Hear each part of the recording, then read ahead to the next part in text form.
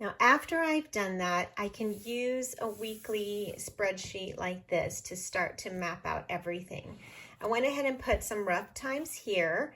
My goal this year is to try to do as much of our school done before lunch so that we have our afternoons free for other activities. So we'll see how it goes. This may change throughout the year, and I expect it to. If we have extracurricular activities that come into play, then these will change a bit. If we want to add in some subjects, or if some subjects are just taking longer, then we'll have to adjust this. So I make multiple copies of this form, and then I just work through it throughout the year.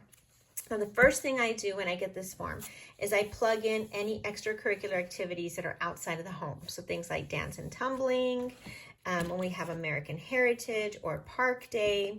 So I plug those pieces in. Then I plug in my anchor points, such as breakfast and lunch. Chores are in here. I had to schedule them here at a different time because we'll be out during regular chore time.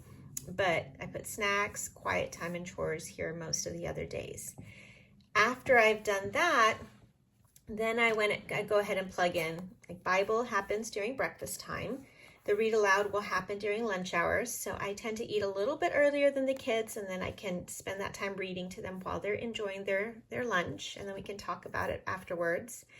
Then you'll see here our first chunk of time, which is a group study. So I added an extra 15 minutes in there.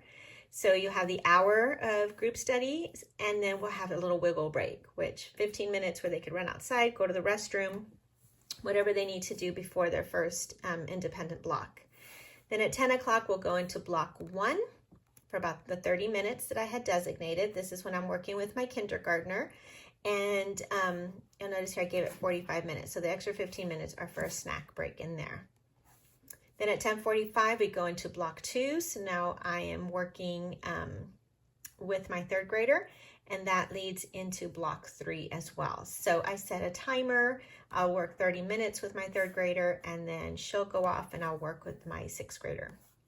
At 12:15, we all break for lunch and have a read aloud. And then you'll see here at 1 o'clock, we're done. They can do free play, they can do projects, and if they didn't finish something here like the extras or their exercise time, then they can take care of it during this time. At 3 o'clock, we're going to gather together to tidy up the house, have a quick snack, and then go into quiet time for an hour. And then we come back, it's chores. And then at 5 o'clock, what I need to put here is screen time. So that's when they have an hour to get on the screens for a little while I cook dinner. So it's a nice quiet time for me, and it's a good restful time for them. But this schedule helps balance things out where we have time for all the things that are important to us. And sometimes it works exactly like this, and a lot of times it doesn't. But just having the schedule keeps us on track and keeps us moving forward throughout the week. Now, the last thing I do is schedule each day. So there was a time where I printed these out. And so I had our Friday schedule to include everything that was here, Thursday and so forth. But I found that a lot of times our schedule changes from week to week with field trips and other events. And so I found that sometimes it's just best to keep it blank. And so when I do this, I have the kids fill out the day and the month and the date, so that way they can practice abbreviations and those types of things.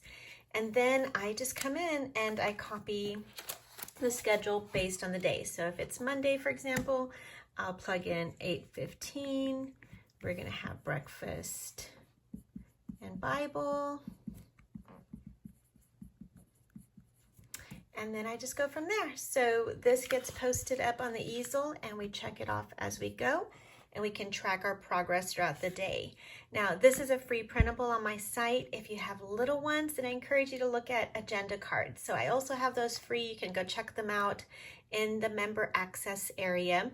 And basically, they're little cards with pictures that the kids can see, that you can actually put on the refrigerator with magnets and just take down throughout the day as you work through each of your pieces here. So hope that was helpful. I hope it gives you a little bit of ideas and tips if you're struggling in this area.